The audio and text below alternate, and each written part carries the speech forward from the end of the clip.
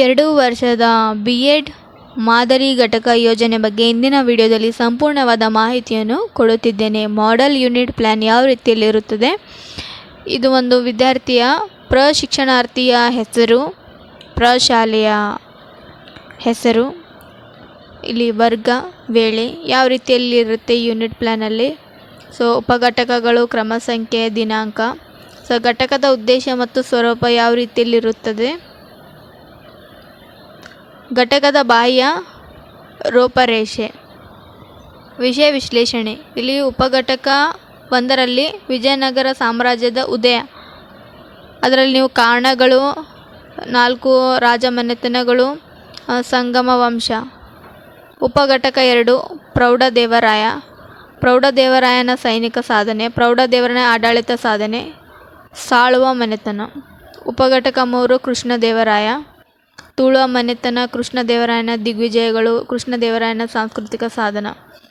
ಉಪಘಟಕ 4 ವಿಜಯನಗರದ ಸಾಮ್ರಾಜ್ಯದ ಅಂತ್ಯ, ಅರಬೀಡು ಮನೆತನ, ರಕ್ಕಸದಂಗಡಿ ಕದನ, ವಿಜಯನಗರದ ಸಾಮ್ರಾಜ್ಯದ ಪತನ.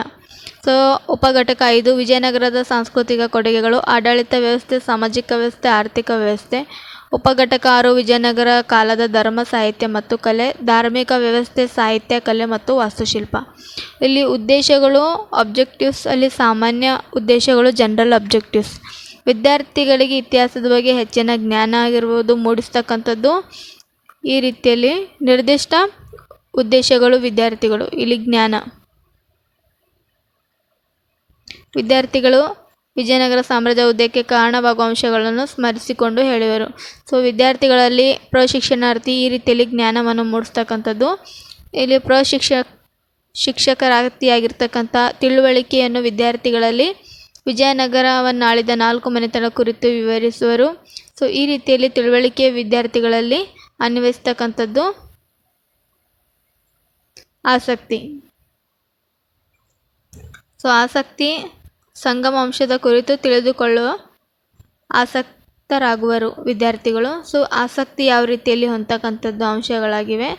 ಕೌಶಲ್ಯ. ಭಾರತದ ನಕಾಶೆಯಲ್ಲಿ ವಾರಂಗಲ್, ಮಧುರೆ, ದೇವಗಿರಿ, ದ್ವಾರಸಮುದ್ರ ಗುರುತಿಸುವರು. ಈ ರೀತಿಯಾಗಿ ಗುರುತಿಸುವಲ್ಲಿ ವಿದ್ಯಾರ್ಥಿಗಳ ಒಂದು ಕೌಶಲ್ಯ ಕೂಡ ಹೊಂದಿರತಕ್ಕಂಥದ್ದು.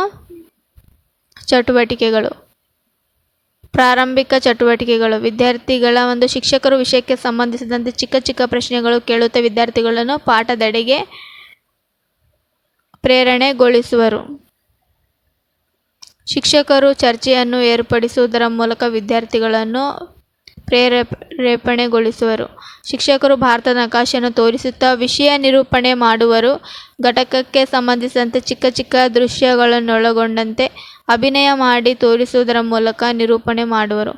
ಶಿಕ್ಷಕರು ಉಪನ್ಯಾಸ ವಿಧಾನದ ಮೂಲಕ ವಿದ್ಯಾರ್ಥಿಗಳನ್ನು ಪ್ರೇರಣೆಗೊಳಿಸುವುದು. ಈ ರೀತಿಯಲ್ಲಿ ನಮ್ಮ ದೇಶ ಯಾವುದು, ನಮ್ಮ ರಾಜ್ಯ ಯಾವುದು, ಕರ್ನಾಟಕವನ್ನು ಆಳಿದಂಥ ರಾಜಮನೆತನಗಳು ಯಾವ್ಯಾವು, ಹಿಂದೂ ಧರ್ಮ ಮತ್ತು ಸಂಸ್ಕೃತಿಯ ರಕ್ಷಣೆಗಾಗಿ ಉದಯಿಸಿದ ಮನೆತನ ಯಾವುದು, ವಿಜಯನಗರದ ಸಾಮ್ರಾಜ್ಯದ ಸ್ಥಾಪಕರಾರು. ಮೋಟಿವೇಶನ್ ಆಗಿರ್ತಕ್ಕಂಥ ಶಿಕ್ಷಕ ಮತ್ತು ವಿದ್ಯಾರ್ಥಿಗಳ ನಡುವೆ ನಡೆದಿರ್ತಕ್ಕಂಥ ಒಂದು ಮೋಟಿವೇಶನ್ ಹಂತ ಎಂದು ಕೂಡ ಅಭಿಪ್ರೇರಣೆ ಹಂತವಾಗಿದೆ ಇದು. ಮುಂದೆ ಈ ರೀತಿಯಲ್ಲಿ ಕ್ರಮ ಸಂಖ್ಯೆ, ವಿಷಯ ವಸ್ತು, ಚಟುವಟಿಕೆಗಳು, ಬೋಧನೋಪಕರಣಗಳು, ಸಹಸಂಬಂಧ, ಅವಧಿ. 10 ನಿಮಿಷದ ಅವಧಿಯಲ್ಲಿ ವಿಜಯನಗರ ಸಾಮ್ರಾಜ್ಯದ ಉದಯಕ್ಕೆ ಕಾರಣದ ಬಗ್ಗೆ ವಿವರಣೆಯನ್ನು ಕೊಡ್ತಕ್ಕಂಥದ್ದು. 8 ನಿಮಿಷದ ಅವಧಿಯಲ್ಲಿ ವಿಜಯನಗರವನ್ನು ಆಳಿದ 4 ಮನೆತನಗಳ ಬಗ್ಗೆ ಮಾಹಿತಿಯನ್ನು ಕೊಡ್ತಕ್ಕಂಥದ್ದು. 10 ನಿಮಿಷದಲ್ಲಿ ಸಂಗಮ ಮನೆತನದ ಬಗ್ಗೆ ಮಾಹಿತಿಯನ್ನು ಒದಗಿಸ್ತಕ್ಕಂಥದ್ದು. ಅದೇ ರೀತಿಯಲ್ಲಿ 10 ನಿಮಿಷದ ವೇಳೆಯಲ್ಲಿ ಪ್ರೌಢದೇವರಾಯನ ಸೈನಿಕ ಸಾಧನೆ ಬಗ್ಗೆ ಹೇಳ್ತಕ್ಕಂಥದ್ದು. ಪ್ರೌಢದೇವರಾಯನ ಆಡಳಿತ ಸಾಧನೆ. 8 ನಿಮಿಷದಲ್ಲಿ ಸಾಳುವ ಮನೆತನ, ಮತ್ತು ಇನ್ನು 8 ನಿಮಿಷದಲ್ಲಿ ತುಳುವ ಮನೆತನ, ಮತ್ತು 10 ನಿಮಿಷದಲ್ಲಿ ದಿಗ್ವಿಜಯಗಳು. ಇನ್ನು 10 ನಿಮಿಷಗಳಲ್ಲಿ ಕೃಷ್ಣದೇವರಾಯನ ಸಾಂಸ್ಕೃತಿಕ ಸಾಧನೆ.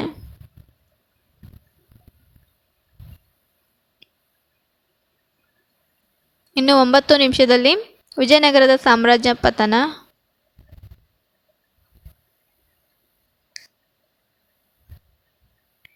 ಇನ್ನು 10 ನಿಮಿಷದಲ್ಲಿ ವಿಜಯನಗರ ಸಾಮ್ರಾಜ್ಯದ ಪತನ.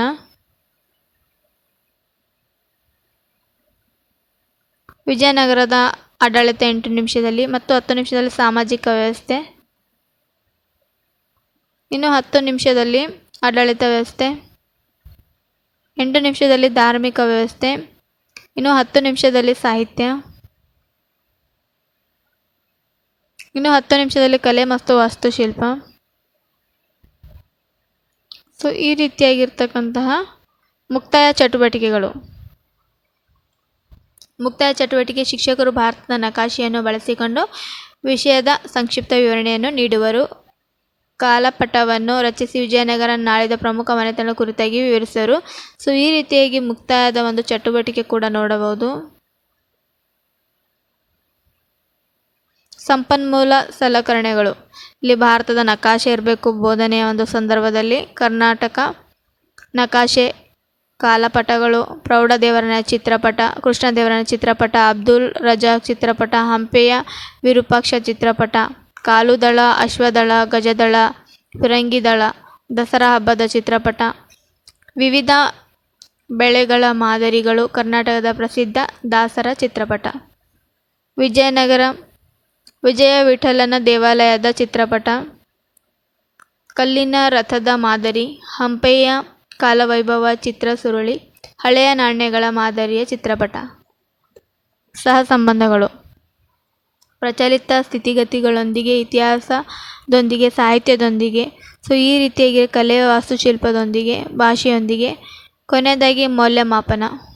ಘಟಕ ಪರೀಕ್ಷೆ: ವಿಜಯನಗರ ಸಾಮ್ರಾಜ್ಯ ಈ ಘಟಕ ಮೇಲೆ 16 ಪ್ರಶ್ನೆಗಳು 25 ಅಂಕಗಳನ್ನೊಳಗೊಂಡ 45 ನಿಮಿಷಗಳ ನಿಗದಿಪಡಿಸಿದ ಘಟಕ ಪರೀಕ್ಷೆ ಏರ್ಪಡಿಸಿ ಫಲಿತಾಂಶವನ್ನು ವಿಮರ್ಶಿಸಲಾಯಿತು. ಕೊನೆಯದಾಗಿ ಉಪಸಂಹಾರ. ಘಟಕ ಯೋಜನೆಯು ಬಿಡಿ ಪಾಠಗಳ ಸಂಕಲನವಾಗಿದ್ದು, ಇಡೀ ಪಾಠಗಳನ್ನು ನಿಯೋಜಿತ ಘಟಕಗಳ ಮೂಲಕ ತಿಳಿಯಪಡಿಸುವುದಾಗಿದೆ. ಸಾಮಾನ್ಯವಾಗಿ ಇಂದಿನ ಶಿಕ್ಷಕರು ಕೈಯಲ್ಲಿ ಪುಸ್ತಕ ಹಿಡಿದು ಓದಿಬಿಟ್ಟರೆ ಸಾಕಾಗುವುದು. ಸ್ಪರ್ಧಾತ್ಮಕ ಯುಗದಲ್ಲಿ ಗಣಕಯಂತ್ರದ ಮೂಲಕ ಕಲಿಯುವ ಈ ದಿನಗಳಲ್ಲಿ ಶಿಕ್ಷಕನು ತನ್ನದೇ ಆದ ಒಂದು ಸ್ಥಾನವನ್ನು ನಿರ್ಮಿಸಿಕೊಳ್ಳಲು ಹೆಣಗಾಡಬೇಕಾದ ಸ್ಥಿತಿ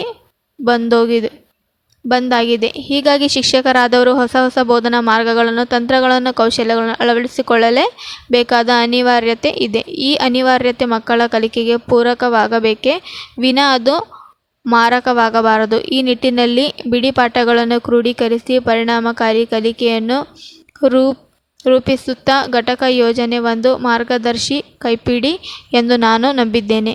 ತನ್ಮೂಲಕ ಶಿಕ್ಷಕರ ಬಾಂಧವರು ಹಾಗೂ ವಿದ್ಯಾರ್ಥಿಗಳಿಬ್ಬರ ಬೋಧನಾ ಕಲಿಕಾ ಸಾಮರ್ಥ್ಯಗಳು ಹೆಚ್ಚಾಗುವ ಅವಕಾಶಗಳು ಇಲ್ಲಿ ಹೇರಳವಾಗಿದೆ.